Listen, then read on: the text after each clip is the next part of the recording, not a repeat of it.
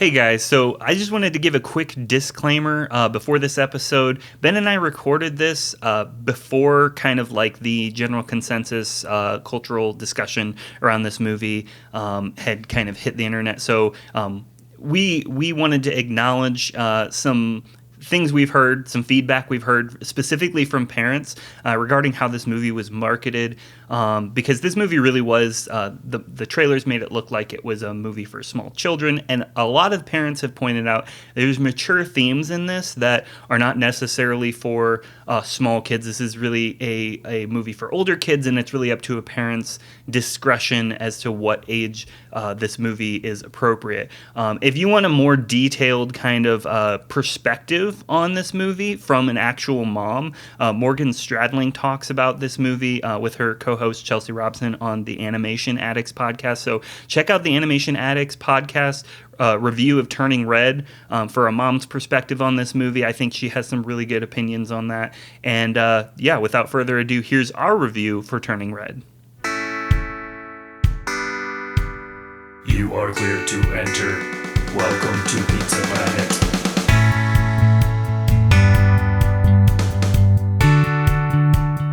Welcome to Pizza Planet, A Pixar podcast. I'm Ben. And I'm Gareth. And we're your delivery guys. Bringing you a square box of round, hot, cheesy Pixar goodness. We've got a bounty of slices in today's feast, so let's dig in.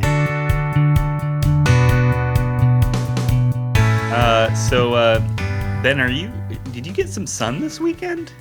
No, I think I'm pretty pale, actually. It's the middle of winter. Well, it looks like you're turning red. Ah!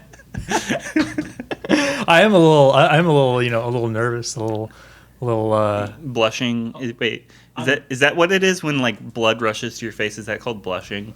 Yeah, I'm blushing a little bit. Oh, okay. Just because your dog Joey is over there so cute, and it's hard for me to contain my love for animals. Yeah, well, it's ironic that you're turning red because that is the movie that we watched this weekend. Yes, we did. Yeah, it came out this weekend, although listeners are going to note that the movie came out like a month ago. But as of recording this, we just watched it. It just came out this weekend. We're talking about it now. Turning Red. Turning Red, baby. The newest Pixar film released on March 11th, 2022. Directed by Domi Shi, who, by the way, is slowly becoming one of my favorite Pixar directors. I don't know if this is premature to say at the top of the podcast, but I mean, I'm a Pete, Dr. Andrew Stanton, Dan Scanlon stan all day, but Domi Shi is a rising star in my book, and we'll talk more about that later. But some quick stats about Turning Red. It stars Rosalie Chang, Sandra Oh, Ava Morse, Maitreyi Ramakrishnan. I should have practiced these names before I said them. I'm so sorry. We're so sorry. Hyun Park, Orion Lee, Tristan Alaric Chen, Wei Ching Ho, and of course the great James Hong. He's in like everything. But yeah, so amazing cast. No box office stats since this was a Disney Plus exclusive release, but I will note the budget for this movie was $175 million, which is actually on the lower end of budgets for Pixar movies that have come out since 2008. So I think the last movie that had a lower budget than this was from before that era. So yeah, that's a pretty low budget for a Pixar movie, but also kind of average.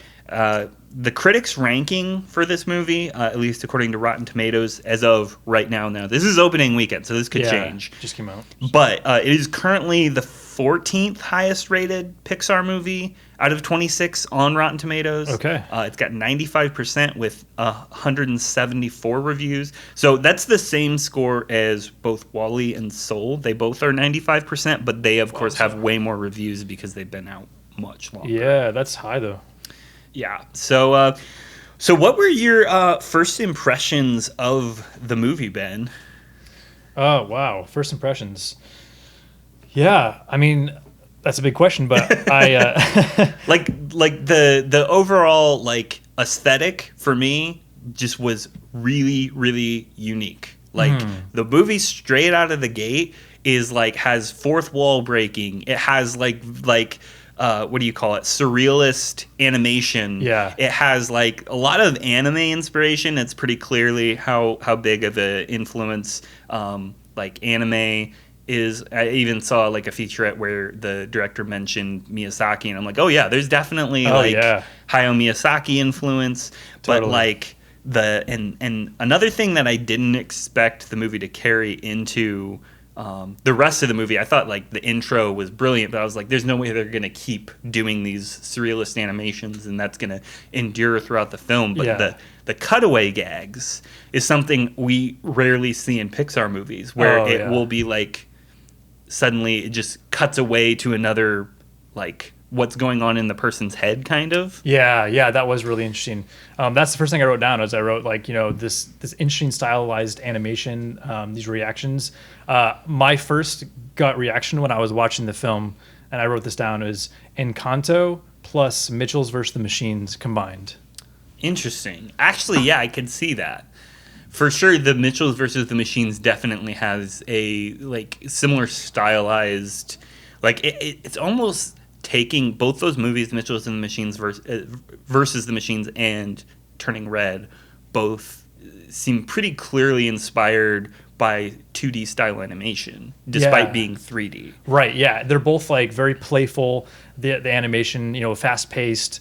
But I felt like, you take just the quick pace, the stylized animation, and you add that with like the Encanto of like this family dynamic with this like motherly grandma figure kind of with high expectations, like that is like in both movies. And so anyways, that was, I felt like those movies coming together is kind of was my initial reaction to the film. Interesting. Yeah. Well, the movie starts out pretty quick paced. Like I didn't time it exactly, but it feels like the story gets started very quickly. Like it doesn't drag its feet at all, introducing you to the characters. And I will admit, I was a little bit nervous when the movie started, that I wasn't going to be able to relate to the characters. Because once we got to the meat of the story, it's like, oh, this is really a story specifically about like the experiences of a middle school girl, which I've never been a middle school girl. Yeah. So that made me nervous, but yeah, we'll get into that more later. But I think that my concerns were definitely nothing to be worried about. Like if you're listening to this and you're like, oh, I don't know if I would enjoy Turning Red. It doesn't look all that interesting to me, because if you're a dude and you just watch movies that are about dudes, then expand your horizons a bit. if that's your concern, I can assure you that this movie does have relatable, like empathetic characters. They're written in a very clever way, and I won't spoil anything yet. And on that note of spoilers, so this will be a light spoiler review. Yeah. Like we don't intend to spoil the movie for anyone, but we're also not going to shy away from spoilers as it pertains to the discussion. So if you haven't seen the movie, go watch it. Go watch it, please. Please watch it. It's very well worth your time. So check it out, Disney Plus. Yeah. So what did you think of the characters? Yeah, I one of my other comments I wrote down was I loved the angry friend. Do you remember her name? Abby. Yes, Abby. I loved that too. I wrote down, reminded me of Brenda from Gravity Falls. Oh, yeah, that's a good comparison. Yeah, I was like, I love that Abby is always angry and then Priya is always bored, and like that dichotomy just adds so much like humor and flavor to their friend dynamic. 'Cause I don't know if I know anyone in real life that's like that, but it's definitely like a hilarious quality that you can be seemingly uninvested on the surface, but you actually are like very affectionate, or you're seemingly angry on the surface, but you're actually like very happy.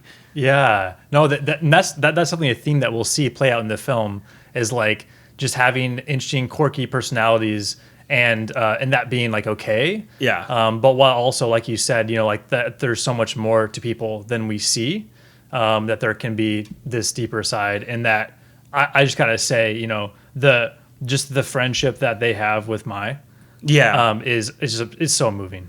Yeah, actually, that's what I was going to bring up. Is something interesting that I thought was that they portrayed Maylin's relationship with her friends as very, very close. We also forgot to mention Miriam is the third friend, who is a pretty quality friend throughout the movie. Yeah. But I really liked how it set up Maylin's character at the beginning of the movie, where she loves her friends, like, and that's very clear. Like, she doesn't necessarily put her friends below her family, but she also is able to say no to them. And we see her like valuing her parents' traditions and stuff like that. And that's like an interesting balance that seems to be within Maylin's character at the beginning of the movie, at least seemingly. Yeah, yeah. By the way, pronunciation-wise, it's Maylin, but does she go by Mai or is it May? I think it's May May. Like they call her May. Her mom calls her May May, but her name is Maylin. So it's like there's different. Yeah, there's different. Yeah, well, my apologies for saying my. That's my bad. So yeah. That's my bad. That's my bad. That's May bad. But yeah, she values her parents' traditions. And speaking of her parents, I really liked the dad character because, like, throughout the movie, he's like super supportive, relatively neutral. Doesn't have a whole lot of impact on the story, but I think he's important because he helps ground the mom's character in reality. Like, the mom is kind of scary at times, and it's like an exaggerated portrayal of what middle schoolers view their moms as. And having the dad character there to really say, like, no, this is a grounded person, it helps make her character a little bit more relatable, especially once you get to the end. We're going to talk about that more later. Her dad has a critical role there, too. So. Yeah. And did you, at any point during the movie, feel, like, really bad for Tyler?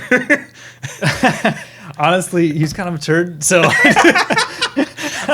I felt really bad for him, but I don't know. Well, so why did you feel bad for him? I don't know. Maybe I relate to being the annoying kid who nobody likes. I don't know.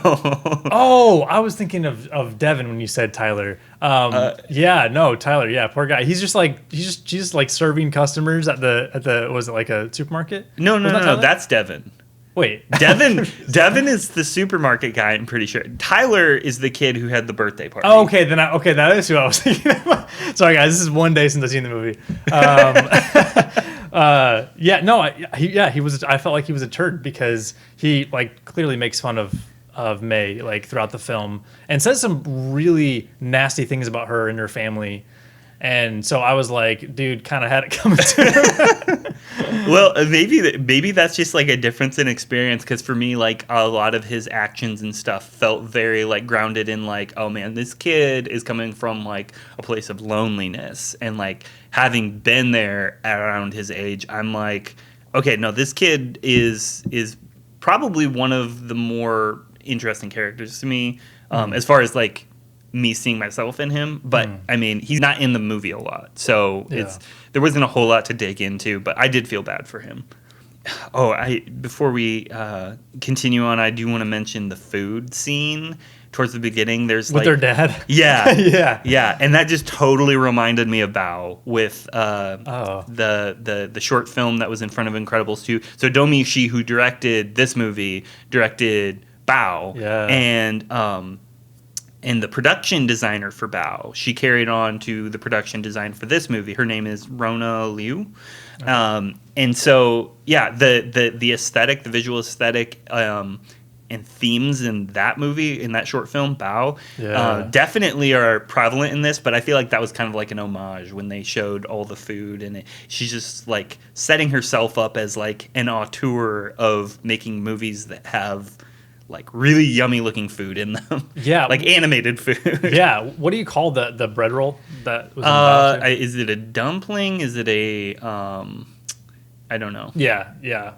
We'll say it's a dumpling. It may not be, but yeah, seeing that nods is like, oh, is this like a new Pixar Easter egg for her movie? But also the cooking scene reminded me of Ratatouille. I was like, oh man. Oh yeah, that's another good comparison. If they ever made a Ratatouille sequel, I'm just calling it, they should have Domi Shi co-direct with Brad Bird. Just saying. Ooh. But yeah, like mentioning Bao really quick, I did want to point out though, I don't want to spoil or any upcoming episodes where we talk about our favorite Pixar theatrical shorts. But I do remember there was a time back when this was first announced, like when Turning Red was first announced, Luca had also been announced. And I had this thought of like, oh, well, like Ben's favorite theatrical short director is already, like the Enrico Casarosa is already working on Luca. Yeah. And then we've got my favorite Pixar theatrical short director, Domi Shi, working on Turning Red. Yeah, so I nice. was like, this is going to be like a 1-2 punch right here. Yeah, that's awesome. But yeah, so another interesting observation is that this movie takes place in Canada. Yeah, that was so interesting. Yeah. Because Pixar used to have a subsidiary in Vancouver, but that closed in 2013. Yeah, this definitely feels very like grounded in Canada culture, especially like at the beginning of the movie when she yells at the vandals and calls them hosers. It's a very Canadian thing to say. Yeah, no, that's really cool. That I was like, oh man, that's awesome.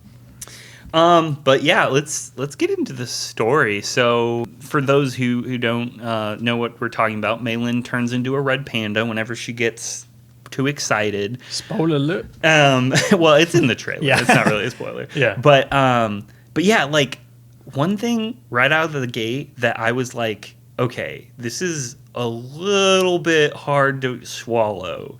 Because I know in our last episode, we gave a really hard time to Sid's parents, and I don't know if this is going to become a reoccurring theme where I'm just like ruthlessly hard on Pixar parents.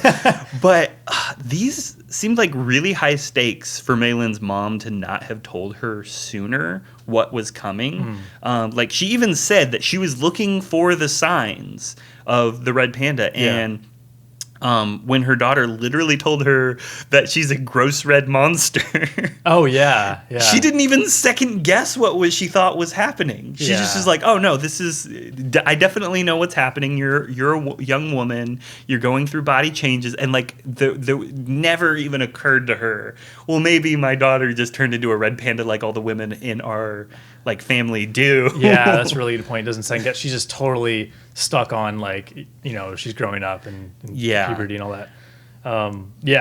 I will say I find that her mom is very complex because there's points in the film where you're like, she's an awesome mom. Yeah. Like, like the scenes where they're cleaning and like they're just having fun and like she's very supportive of May. Oh, yeah. But then other scenes where it's like, she like it's terrible to her friends and like is like forcing her to be in a certain way. And so, I found that like in that scene in the bathroom, I was like, oh, it is a funny scene, but also it's like, oh, like her mom really cares about her. Yeah. And it gets obviously too far. She's a little bit protective, too overprotective, but I just found her mom like complex. Like she's not all bad. Yeah. Like there's a lot of redeeming qualities to her. Yeah. And that kind of plays into my point of like one of the things I loved about this movie's approach to like family, friends, and like the way it portrays these like really nuanced dynamics is it feels very real and raw. Like it's a fantasy movie, but like all the emotions are so real, so like tangible. And it just, it's very raw. Parental cycles are a big theme in this movie. And that was like another like very heavy place that the movie went that I wasn't expecting it to go. Yeah. I like they went that route. So yeah, you're right. Like the mom really is a very real character. She's not just like just good or just bad. Like there's nuance to her, and that's, probably a testament to both the writing, the directing, and Sandra Oh's performance. Yeah, absolutely. Did you have any other thoughts on the story before I share my hot take? No, go ahead, man. Okay, so my hot take is that this movie does what Brave tried to do with the mother-daughter story, but way better. Oh, okay. And it did what Luca did with the coming-of-age story, but not necessarily better. It just did the same thing. And what's ironic is that all three of these movies revolve around transfiguration. So, like, what's going on at Pixar that they're wanting to make metaphors about emotional puberty using, like, transforming into a monster, transforming out of a monster, like whatever. Yeah, that's a good point. The mom in Brave turns into a bear. And then like the relationship between the mother and daughter is very similar in that movie to this movie. Yeah. But this one, the daughter turns into a giant red panda. Yeah. And she turns into a giant red panda as a metaphor for emotional puberty. And then Luca turns from a monster into a human as a metaphor for emotional puberty. Yeah. Yeah. It really is. It's coming of age. And you can even see it even with Disney. Yeah. With, like I mentioned, Encanto. But this similar thing, too, with like, what's her name? Terrible with names today. Mirabelle? Yeah, Mirabelle. When she's like growing up and coming to find out like her gifts and the whole family, but her and her grandmother both didn't have gifts either. So like there was that kind of unity and like having, I don't know, these strange things. And yeah, no, it really is interesting. They're kind of going on that thread for sure. Yeah. So I also wanted to mention, it's worth noting that this is a rare instance of a movie being like all female leadership. I don't know if you watched after the movie. I watched the Embrace the Panda behind the scenes featurette. Oh, did you? Okay. It's like a little bit less than an hour. It basically just goes into a lot of detail about like the people behind the movie and like their inspiration for various things and what their life was like while they're making the movie, because a large part of production occurred during quarantine. But yeah, the entire like leadership team over this movie was all women. And cool. so and they kind of highlight how that is a very significant milestone in Pixar. Nice. So to me, I feel like that blows me away that it's addressing female specific topics like mother-daughter stuff that like I've never been a daughter, but like I can definitely like appreciate like what this, like the reality of this story, like the real elements that I recognize are coming from the director. Yeah. It's a very, very personal story. Yeah, and those are always the best stories in Pixar. You Yeah. know? Like that's what makes Finding Nemo so great. Is Andrew Stanton was written about his with his kid and you know feeling overprotective with his child, and so those are always the best Pixar films written from an honest place, and it's always going to be relatable if it's written from a real human experience, because we all experience these things. And yeah, I'm excited to talk more as we go about takeaways and stuff, because as you mentioned, you know, talking about these other Pixar films like Brave, and then you mentioned Incredibles, and I mentioned Encanto, not a Pixar movie, but there's also this layer of expectations that's a common thread, and feeling like characters feeling like they're not enough for their families and for who they love. And that's a really interesting message that Pixar's continuing to go with, is characters feeling like they're not enough, seeking approval, parents having this picture of who they should be, and that's that thread has been strong in their films lately.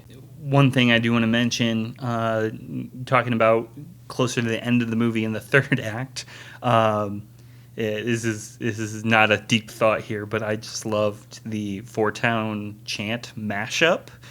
Like, oh yeah. Which I don't know if you knew this, but Billie Eilish and her brother Phineas, I guess, wrote all the Four Town music for this movie. Whoa! So it's like obviously inspired by 2002 boy bands, but it sounded completely authentic. And Phineas was the voice of one of the Four Town guys, I guess. So, oh, nice. But it reminded me of Scott Pilgrim, because like movies like Scott Pilgrim, where they will assign a specific like known popular music artist and say like, okay, hey, you're playing this character in the movie, so write music like you're writing for them. So like when they had Beck, the music artist Beck, write all the music for Scott Pilgrim, so that they had like, it was a consistent sound, one writer writing all their music, but it was basically a performer performing as a fictional band. And they did the same thing with Clash at Demon Head with Metric. So it just is a really cool when movies do that, where they have like an actual musician playing a fictional musician in a movie, basically. Oh yeah, that's really interesting. Yeah, that was cool. When I saw the credits, I was like, oh, Billie Eilish, that's awesome. That she worked on these films. Speaking of Four Town, I definitely there were some nods. I felt like maybe it's because with, like you said, there were there's starting to become more increasing films of Pixar films with female leads, but thinking about Inside Out and Riley and her emotional experience of like coming of age, and like there's scenes of her like in her bedroom, crying, and it was very reminiscent for me, like thinking about May and her bedroom, like struggling with this panda and like her feeling like alone and isolated. But then also on the flip side with Four Town, it reminded me of in the dream world when Riley has like there's like some boy, is it a boy band or something? There's some like, maybe it's just some boy that she liked, but there were a whole bunch of them that were like copied. Oh yeah. Yeah. I think you're right. I think that like I'd do anything for you, Riley, or whatever. I forgot about that. I don't know, that just reminded me of the Four Town, and I think it's just this experience of like middle school girls like having crushes, and I don't know, it reminded me of that. And yeah, like just to kind of end that note, yeah, for those who are skeptical, like you said earlier, I mean, I think I don't even when I watch films like Turning Red and Inside Out with female leads, especially young girls and what they're going through, for me, it's like not only have I felt that way, and whether it's feeling embarrassed or ashamed of certain parts of who you are, but yeah, just we all understand like what that was like. And it also, there's a layer of empathy of like, oh, like, wow, like I've never actually felt that way before. Right. And it's just like awareness, and it's just like, it makes you so emotional. Okay, so you just said something that, this isn't even in my notes. You just said something that kind of struck a chord with me. This movie actually reminds me of the movie 8th Grade. If you've never seen the movie 8th Grade, go watch it. It's written and directed by Bo Burnham. It's brilliant. The reason it makes me think of that is because I've been trying to like iterate what it is that impresses me so much about this movie. And I think what it is when you have a movie that builds bridges of empathy. Yes. For things like that are not shared experiences. Like for me, I've never been a girl in 8th grade, and that's what the movie 8th Grade is about. It's about a girl going through 8th grade. And I was homeschooled. I am a male. I did not have that experience. Right. But when I watch that movie, I feel like it gives you a heart for what those people who've had those experiences are going through. And I think like that's what Turning Red does, is it gives you a heart, it builds a bridge of empathy for girls who are going through this stage in their life. And it definitely, I think, is a powerful tool for families, because definitely like if you're a dad or a brother and you see this movie and you go like, okay, this gives me a unique perspective that I would not be able to have based on my own experience. Yeah, dude, totally. And this just reminds me of the scene with when she does this presentation for her family with a PowerPoint projector of like why she should go to this concert. Yeah. And you're watching it, and it's like, it's so funny because you're like, she's giving this presentation in her living room about why she wants to go to this concert, but this is not quite a Pixar feels, but I got those for later. It's almost a Pixar feels. Me and you, Gareth, we used to be in a band back in the day. Yeah. We've been to many concerts together, many a headbanging show together, like Foo Fighters and those kinds of bands. But I just think about like how awesome those experiences were. Yeah. And to some people, they'd be like, who don't understand like why you'd go to a rock show with a crowd of sweaty people and like wake up with a sore neck and can't speak for a whole day because you threw out your voice. Yeah. Some people like that just looks like wild, but to them, they were like, everything in the movie was based upon like, we have to go to this show. Right. And it sounds so silly, but to them it's like they're finding out who they are, they're finding out what they like to do, and they're trying to get their parents to understand. Oh yeah. And they don't, and it's like, wow, I've been there. Yeah. And well, Domi, she mentions, I think it was her one of the producers mentions in the behind the scenes that this movie, one of the things that it effectively does is it captures the idea that when you're in a middle school, like specifically a middle school girl, everything is like way amplified. All emotions are heightened. And so like something that might not seem important in the hierarchy of like priorities it just suddenly is exaggeratedly important. Yeah. That's a good point, So like a tiny amount of embarrassment is like completely destructive. Like a tiny amount of excitement is just like the greatest thing ever. And so it's just, yeah, to your point, it is very accurate. yeah, and it's interesting because she feels like she can't express herself because then she'll turn into a panda. So Yeah. there's so many good layers to the film. You want to get into the ending just a little bit? Yeah, what's your hot take? Okay, so okay, this isn't. I should clarify. This isn't a big problem, but this is just my thought going out of the movie. All right. I'm just trying to be as unbiased as possible and think about it, critically and objectively. So the message is ultimately positive, but I can't help but question if it's universally applicable. Could it be possible that the struggle between being a good kid and being real is not always at odds with each other? Because I feel like that's what the movie kind of portrays here, is like she has to choose between being a good daughter and being herself. Interesting. Yeah. And I think that if someone were going to take an issue with this film's message, it might be because that person has not had an experience like Maylin's. So, like, I don't know what the legacy of this movie is going to be, if people are going to love it, if people are going to hate it, if it's going to age well. I don't know. But I do know the people who don't like it, I feel like that is going to be a big factor in the negativity, is that I can't relate to the idea of hurting my parents for being who I am. Yeah. And so that's why I'm ultimately conflicted about the final line of the film, because it's presented as a call to action. I wish the movie had just let us sit in the implications of the message rather than literally inviting us to let out our inner beast. So I'll read you the line. I wrote it down. Yeah.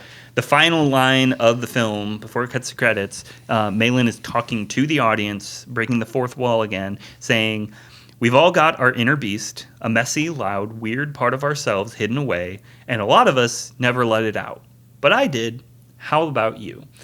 And so it's an invitation. It's a call to action, and I don't know how I feel about that, because I feel like in my experience, most movies that end with a call to action, and I won't mention any names, but there's one that is very clearly just propaganda. Okay. Like anyone who's familiar with the film I'm talking about knows that it's just a propaganda film disguised as like, a fun movie or whatever. And so, whenever a movie ends like that, it just makes me go, okay, like, what is it? What is this? Yeah. I thought the same thing too. I was like, oh wow, they really stamped it out for you. Like they literally said, like, this is what it is, and now reflect. And like you said, I think, and not only this movie, but I mean, what makes so many Pixar movies great is that a lot of it's like show don't tell, and they definitely did telling there. Yeah, for sure. Yeah, which I don't want to fault the movie for it, because I really like it, but that really is my main problem with the movie, is just the way it ends, kind of on a note of like, hey, we're gonna give you this call to action, and even though the message may not resonate with everyone, because like I said, some people may have grown up feeling completely secure in their own skin and still able to like be able to participate in their parents' traditions, and I don't know. Yeah, I think that's great.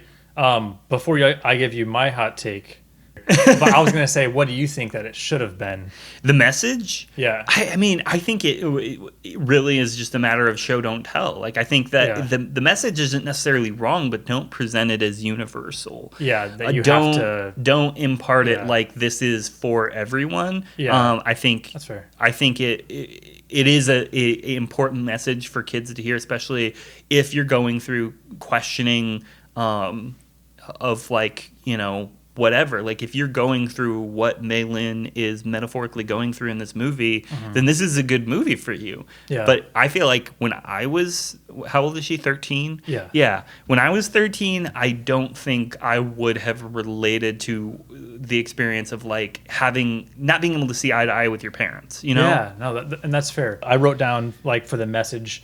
I mean, there's obviously a lot of messages you can take away, like, you know, just this idea of being true to yourself, not being afraid of liking things that aren't popular, not hiding the messy side of yourself or just the different side of yourself, being authentic. You know, we all wear different masks when we're around different people. So this idea of like peeling back the mask to show who we really are. There's also some themes in the scene where at the end when she's trying to decide whether she wants to keep the panda, there's this message of like, you know, growing up, like what do we keep and what do we leave behind about ourselves? I think is a fascinating concept. And then also like the way that her friends accepted her, panda and all is the expression, which is really beautiful. And it's like questions like, do we have friends and family that would still love us if they knew the real us? You know, and that's a really powerful message to think about too. So I think my main gripe with Turning Red is that they have a couple different messages that are in the film, and I kind of wish that they would have stuck with one. So here's kind of the message that I think that they are going for. The message that they're presenting in the film is that we all have these beasts within us, which is like another way of saying that we have things within us that we don't want people to see. Things that are different or uncomfortable, and so we don't want people to see the real us. And so that's like the call to action at the end of the film. That's the message that they're presenting. But they also present a message that's interwoven with that, which is, you know, where do you find your worth? Do you find your worth in the approval of others and the approval of what your family thinks about you and approval of what your friends think about you? You know, those expectations of who you are. And that's another message. And to me, like that message that I just said, I think that one is what I wish they would have gone with. I think it's what made some of the most emotional parts of the film, especially with her and her mom and her grandma. All has to do with that. And so I think both those messages, they do go together, and it makes an interesting plot. And it makes a good movie. But I think I'm a little bit confused by both those messages, and I feel like they should have just picked one, and it would have helped me to kind of like walk out of the film and really know what it's about. But yeah, that's my main gripe. I'm a little bit confused about the whole panda rage thing, like when the pandas go rage. I don't know what you're talking about. Okay, so when May attacks Tyler, when she attacks Tyler and she's in like rage and she like is like attacking him, her mom made it sound like once they go into rage, it's hard to get out of it, or it's like the panda takes over. And her mom was in rage mode when she. I just thought that she was just mad, like normal mad. Yeah, no, I'm pretty sure her mom talks about like, you know, you have to be careful because the panda can take over, and then you can like do things that you'll regret later. And she made it sound like she was in rage mode when she attacked her mom. Okay. And she like she normally wouldn't have done that unless she was the panda. Also, the great ancestor. Yeah. Who was in? So who was she exactly besides a great ancestor? Well, it says that when her village was at war or whatever, like all the men went away, so she needed to protect her family. That's and right. so the great panda spirit like basically gave her this power to be able to transform into a giant red panda for the purpose of defending her family. And they don't know how far back, like she great grandmother. It's just some ancestor. Yeah. Right. Okay. Cool. Well, that helps. Thanks for that. And then also, I felt like the school loved her in panda mode strangely easy and fast. They're like, she's a panda? We love it. And I was like, it just was like, really? Is that really what kids would do? And like, no one thought to like expose it. Even Tyler didn't like really threaten it. So there wasn't a lot of pushback to the panda. Yeah. And that was like a little strange for me.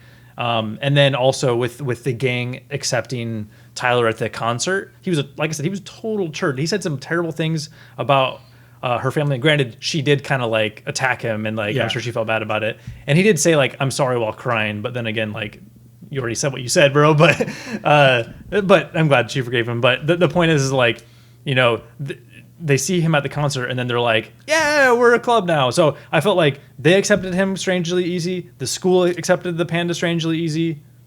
That was just a little small notes there, but yeah. So I mean, we got into this a little bit last episode, talking about the far-fetched moments of Toy Story and how I'm learning to accept those moments because they actually propel the story forward. And I think that's what this is. Where when I was watching it, I didn't have that issue with those moments. Like when the kids were like, "Oh my gosh, it's a panda." To me, I didn't question it. The realisticness of those moments. I think that I'm just My brain was probably more in a position of like, does this serve the story?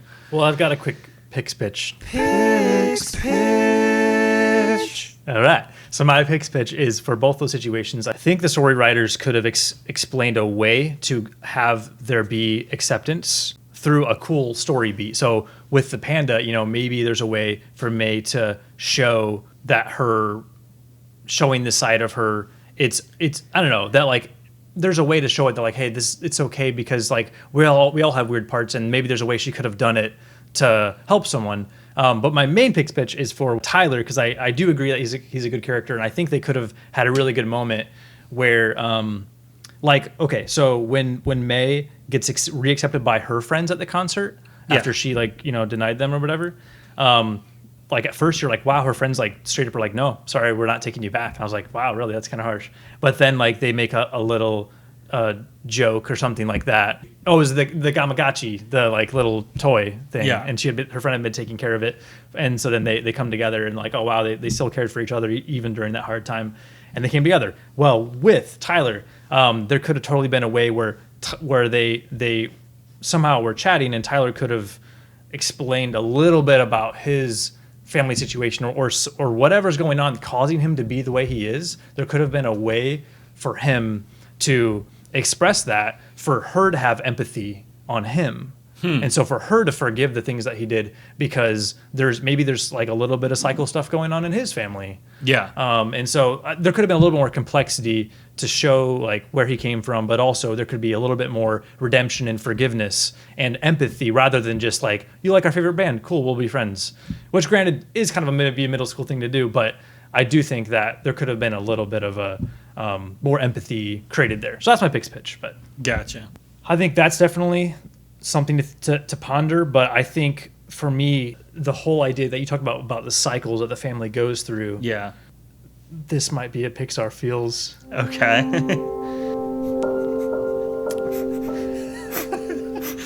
Sorry, you're making me emotional. That's not me really sniffing. That's our stinger.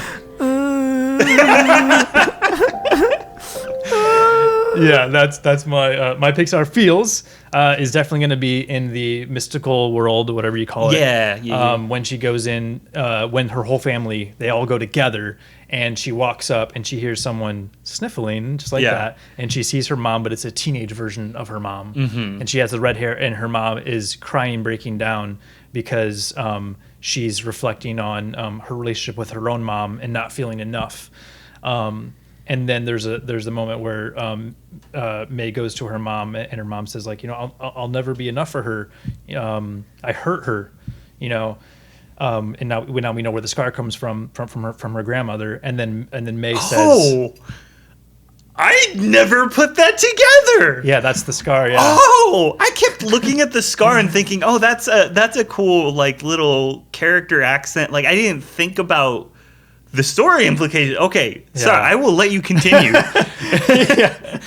You cue it up again, the Pixar field. But yeah, and then May says like, you may think that you're not enough, but you are, and you'll see, you know. And then she takes her to her family, and then her mom makes up with her grandmother. That's my Pixar feels, and that's for me, like that's my message. That's my takeaway from this film is, while we all do have these parts, of us that are messy, that we don't want to show to people, while it is important to like learn to have peace with that, and to recognize that, you know, the way we are, what we've been through, how we feel about things, like we can't help that. While that is like an important message, I think this message that we are enough, you know, and that we're loved, and that how we can kind of express that empathy to others who may even have hurt us. To me, like that's kind of what I got out of it. But. So back to the scene with the teenage mom, that is also my Pixar feels. I mean, I wrote that down like right away. I was like starting to get choked up during that scene, and I was like, this is the Pixar feels moment. Well, then Maylin takes her mom's hand and she walks her to where all the other family is. There's like this beautiful scene of reconciliation between the grandma and the mom. And then I was like, oh, maybe this is the Pixar feels moment. And was it? Yeah, I basically had two Pixar feels moments, but yeah, I really love that whole sequence, like all the way from like her talking to her mom, to the grandma saying basically like, this is your decision, and then like the moment where she doesn't step through the little mirror portal thing, and then like we see I forget what their ancestor's name is, but the ancestor kind of comes down and like scoops her up, and they like fly, and like they're silhouetted up against the moon, and it's just like visually beautiful, like breathtaking, like some of the coolest visuals I think in Pixar history happened in this movie. I will go on record saying that. So now we can, I mean, you kind of already touched on what your takeaways were, but we can move into the claw. The claw. This is where we talk about what we got out of the movie. So did you have any more, or did you kind of? Yeah, I kind of combined mine in a way, but I would say I think that expectations for me was my takeaway. It's a twofold. It's like basically it's like, where do we find our worth? You know, it's like it's ultimately the question, and it's like, do you find your worth from what your parents think about you? Do you find your worth about where what your friends think about you? And it's like that question doesn't mean like you can find your worth outside of that while still like honoring your family too. To kind of get back to your point earlier. So I kind of felt like my takeaway is like, for me, like, you know, like I have faith in God, so like I find my worth in Him, but then also like, even though like I've definitely been through stuff, I go to counseling regularly. I've definitely like have my inner beast of stuff that I've gone through with my family, like growing up, and a lot of the dysfunction that happened. But I still can have like this duty to love my family and to find that common ground that they kind of do in this movie, and like learn to like kind of like forgive, because I'm sure like my parents have had that issue of like of expectations and like feeling like are they enough as, you know, parents. Like I'm sure it goes both ways, you know. And so, but also definitely, you don't have to play it again, but my other Pixar feels was about with her friends, and when her friends, like, when they see the panda, and then she like pulls them all in, and she's like, are you going to be okay? And they nod, and then she like lets them go. And then they're just like, we love you, May, like panda and all. And that is my other takeaway is like, speaking of like these, you know, these things that I've been through and my own issues, like we all have these issues and stuff, and or just things that we feel or whatever. And it's like, like in the proper context and in the proper way, you know, am I with the people that I love, you know, like, am I real, you know? Or like, do I, like when I hang out with you, Gareth, do I show a certain side that I think you'll like about me? Or do I just show you like who I really am? And then do I trust that like, you would still like love me, or you wouldn't be like, oh, Ben, like you're that way. That's a universal experience that I'm sure a lot of us think about. But anyways, that's for me. What about you? Like on the topic of friends, I just want to say at the top, like this movie makes me so thankful for my friends, like which are my chosen family, because that's like kind of a big theme of like family versus chosen family, and how you don't need to pick between those two things.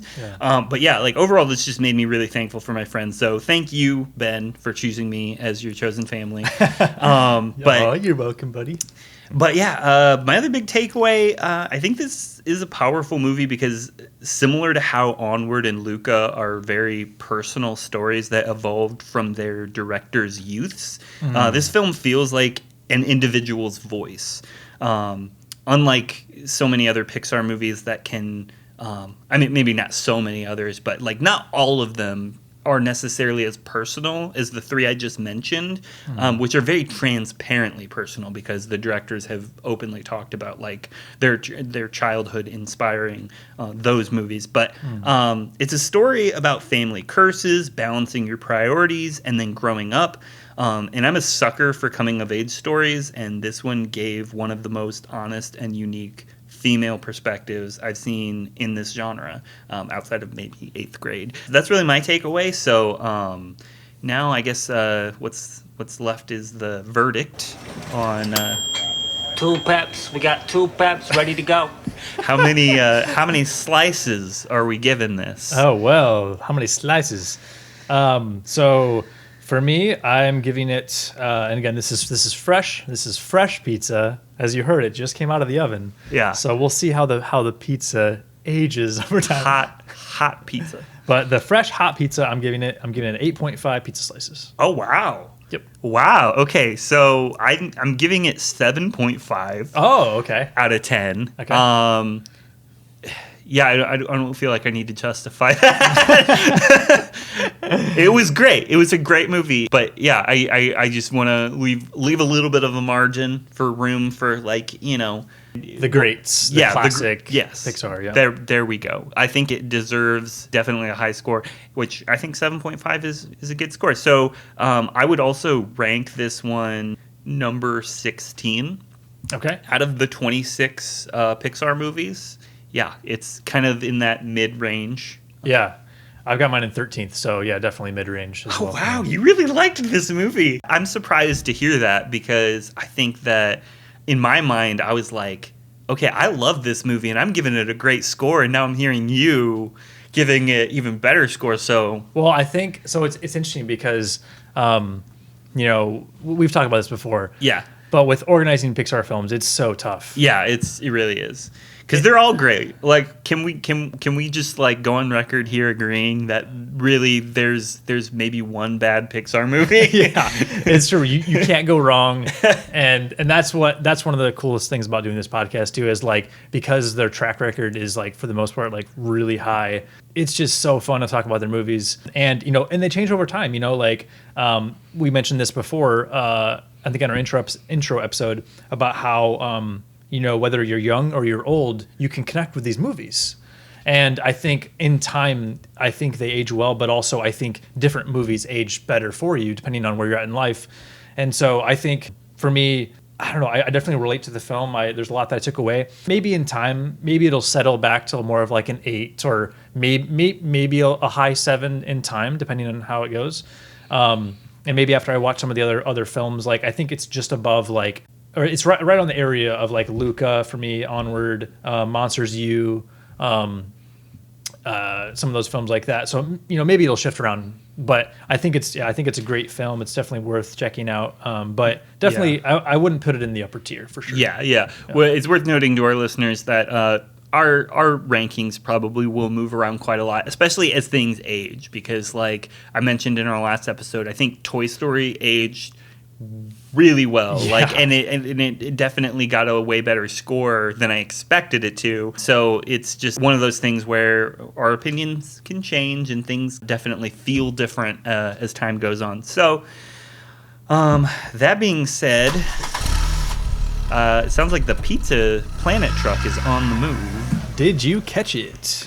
So I didn't see the Pizza Planet truck. I didn't either. I was hoping one of us did. I was kind of distracted throughout the beginning of the movie, and then I was like, oh yeah, I need to be looking for that. And I was like recalling, okay, there's multiple scenes already that we've seen with cars, so could have been back there. I might have missed it towards the beginning of the movie. I don't know if our listeners spotted it. Feel free to point it out. Yeah, let us know. We don't have a YouTube channel yet. In time, maybe that'll be a good place for people for comments. But definitely our Instagram and Facebook is a good place to we'll put out some content. But maybe we'll find a way that we can like see if people have found the Easter eggs. I don't know. Yeah, We'll think of yeah. something, Like but- if you just leave a comment on Facebook or Instagram, any of our posts, like we'll see it. So, but yeah. Did you catch any other Easter eggs? I did not see. I don't know. I don't think I saw the Luxo ball. I didn't see A113 and John Ratzenberg. I didn't catch it. What about you? Did you catch any of these? I'm hoping you did. One of us had to. So I didn't catch any of the main ones.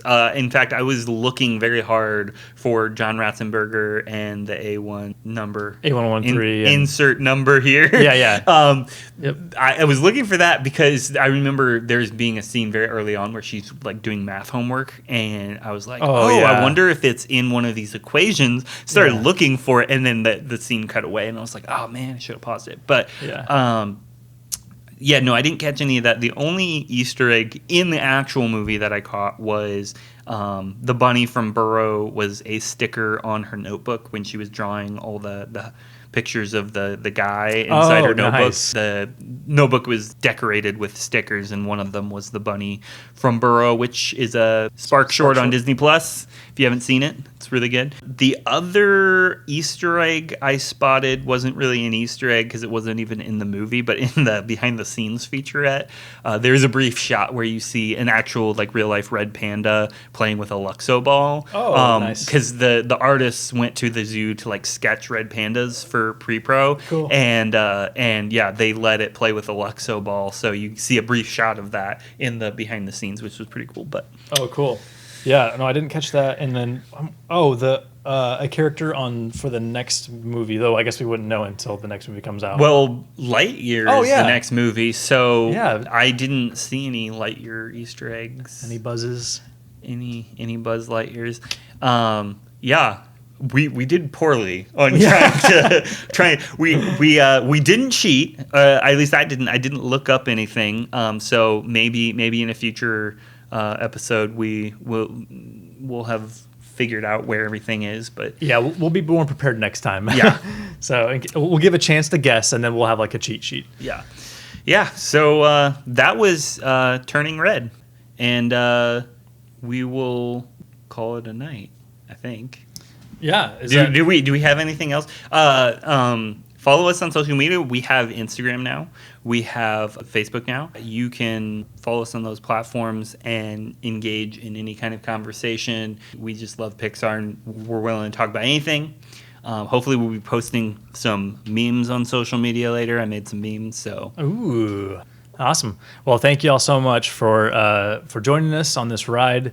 This is our second official episode, so more coming out monthly. Yep, we are a monthly podcast, so make sure you subscribe. Yeah, subscribe, follow us, join the conversation. We'd love to hear from you guys and just create, a Pixar fan community. So we're really excited about doing that. So more to come. Thank you all so much for listening. Once again, I'm Gareth. And I'm Ben. And we're your delivery guys. No, yeah, we'll see you next time. To infinity and beyond.